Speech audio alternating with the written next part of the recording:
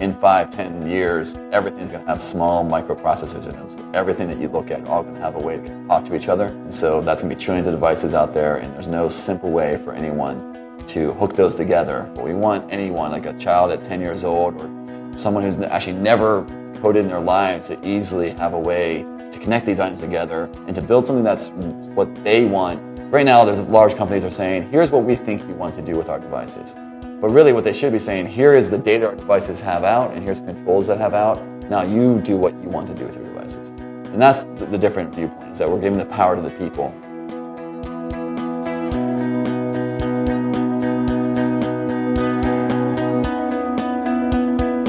Hi, my name is Yuling Chang, and I'm the Community Manager for MakerSwarm, a new project from Maya Design.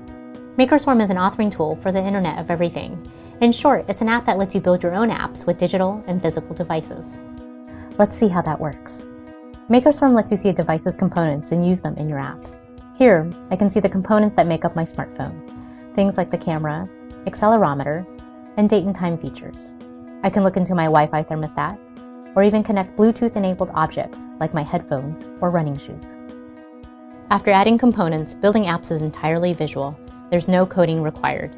You can drag and drop connections between components, and even add logic to make your apps as simple or as complex as you'd like.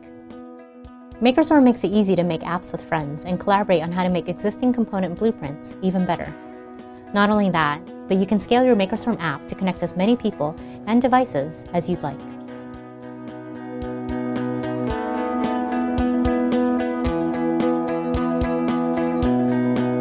Traditional apps are created to do maybe one or a few useful things. So you download an app because you need a word processor, you download an app to control some displays, or you download an app to play a game. But what MakerSwarm does is it doesn't really focus on giving you a few useful things to do. It lets you come up with a huge number of your own things to do. So some of those things are going to be kind of like silly, but some of them are going to be really innovative and really surprising.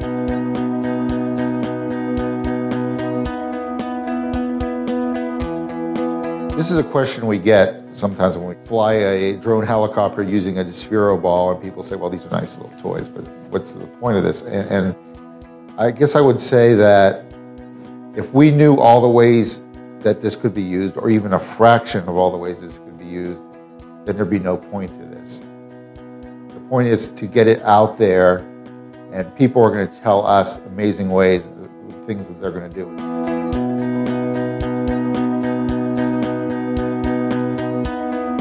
Meant for people who are not necessarily traditional engineers or programmers. You're meant to be able to just sort of cobble things together, learn by example, figure out by doing.